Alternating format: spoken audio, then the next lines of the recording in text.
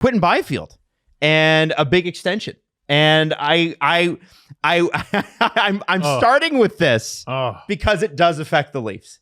And Steve, I don't know if you saw his reaction. You could hear his reaction when you see the Quinton Byfield contract. He shakes his head and he goes, why do you shake your heads? And you go, when Quinton Byfield gets $31.25 million. Dude, when that extension was first sent to the CJ Show, I think it was the CJ Show group chat, I was like, I want to start a fist fight. I've never seen a contract extension for another team so good that it made me like, I just want to start a fight. Now I want to Russell Crowe this. Now I know how you guys feel about Quinton Byfield, and I feel the same. But I'm gonna be internet guy for a second. No, that's fair. But Quinton Byfield only has, his career high in points is 55. Dude, it's a totally fair point. Like, it is a very legitimate. Up until this season, his career high in goals was 5.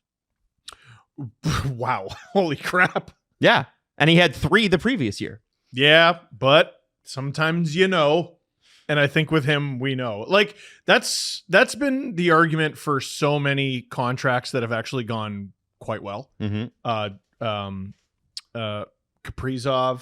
Kirill Kaprizov, for some reason forgot his first name. It's July. Jack Hughes, Quinn Hughes. Oh man, this wave of defensemen making $9 million plus. Will they live up to it? Remember, it was like all signed within a week or Adam something. Adam Fox, Cale Makar, and Charlie McAvoy. Cale Makar makes $9 million, and it might be the best contract in the league. Like, it's up there. It's got to be top 10. Yep, he should be making 40. And I think the fact that he is, Cale Makar is so good, it's hiding the fact that Adam Fox is a generational defenseman as well. Yes, like we're lucky, man. I always used to do this for hat picks and dang. Yes, we're talking about it. Relax. Stop DMing me about it. All right. But for as much as I give the NHL crap for certain things, like, what a golden age of talent. Like, yeah, like the way certain people, the way Ken Reed looks at the 80s, he can't shut up about the 80s. He is the sports version of Family Guy. Yeah, he can't. And it's because it was a great time to be a hockey fan. This is an unreal time to watch hockey. Unreal time. The amount of talent that is out there. And Quinton Byfield's part of that next wave. And to lock him up to friggin'... Wait, how long is the deal? 6 years. Get out of my face! Jesse? I thought it was 5. It's 5 years. Oh, it's 5 years. Sorry. Yeah. What's your initial reaction? What was your initial reaction? No, it's a really good It's a deal that we rarely see in the NHL because it's not a bridge deal in the sense that it's a 2 to 3 year deal where they just go to the next RFA contract. They are doing a 5-year bridge where they're walking him to free agency at the age of 26. I know one guy we've seen it with. Austin Matthews. Yeah. Oh, yeah. So it's the Austin Matthews deal if Austin Matthews was a late bloomer and gave his team a discount. Mm-hmm. Well, it's different in the Austin Matthews. Like, when did Austin sign out of his ELC? He signed midway through his 3rd year. Yeah. So he was going to be a restricted free agent 6 months later, essentially. Mm-hmm. Anyways, the point I was making about Byfield, I was just saying is that it's a deal we rarely see in the NHL because they're walking him to free agency, but because they are doing that compromise where they're not getting that full 8 years or they're doing a mid-tier 2 to 3 bridge, that's why you get this sweet discount on somebody who's 21 years old, has only scored not that many goals in the NHL level, but is projected to be a first liner who can put up 90 points in a season. Like, that's why it's such a great discount. He's not at the money yet, but he's projected to way surpass the money. So by the end of it, and probably midway through, it's going to look like a fantastic contract. It's a great deal for the Kings. We've talked about this a few times. Like, I believe that was the 2020 draft where it was Lafreniere and Byfield. And a lot of guys in that draft class, their development got screwed up a bit. Mm-hmm. And with both guys, we were like, hey, are they going to show up?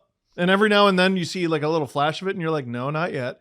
No, not yet. And there was a moment last year with Byfield where you're like, there he is. And for some reason, just because of his talent, we're like, that's going to be him from now on. Lafreniere didn't get that rub I would say until the playoffs, where everyone was like, "Oh, okay, holy moly!"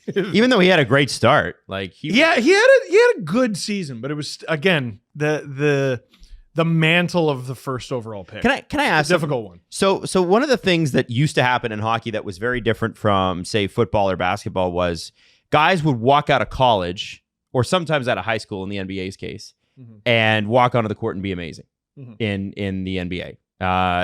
High school less so, but it did happen. In hockey, it was years and years and years. I remember a guy like Jason Spezza. Look at the beginning of Jason Spezza's career with the Senators. He was sent down 2 years in a row by Jacques Martin. Really? And then finally was allowed. And I'm just pulling up his stats. His first season with the Senators, 33 games, 7 goals, 14 assists. And that's 2 years after his draft year. You know what? In the heart of the dead puck era for a rookie, not bad. That's pretty good. That's when he was 20. Yeah. And he was a second overall pick. Yes, he was. And then his next year, 22 goals, 33 assists, 55 points. And then the next year after that, 05-06, that's when he really broke out. I think they made the finals that year. Or was that the next year? 7. Yeah, 07. So and then and a guy like Joe Thornton and whatever. So it's not, I think because we had Austin Matthews, we had Connor McDavid, we had Jack Eichel, we had all these guys at the top in the mid 2010s. We had a ridiculous run that came in and were spectacular point-a-game players right away, right? Go further back. Taves, Kane. Were they great their first year? Like, I'm talking about great. Like, I don't remember. So my point with Lafreniere and with Quinton Byfield, and I think this is something that people need to look out for with Slavkovsky, is in hockey, it does normally take a couple years. Oh, yeah. It's just we've been spoiled the last decade. Yes, we have. Now, wait a sec. Jesse's burying the lead. Did you see the huge headline that after signing the 5-year extension out of his ELC, one of Quinton Byfield's teammates' agents did a huge interview talking about how bad the contract is? No, I didn't see that. Oh, that's because it didn't happen because that's a psychotic thing to do.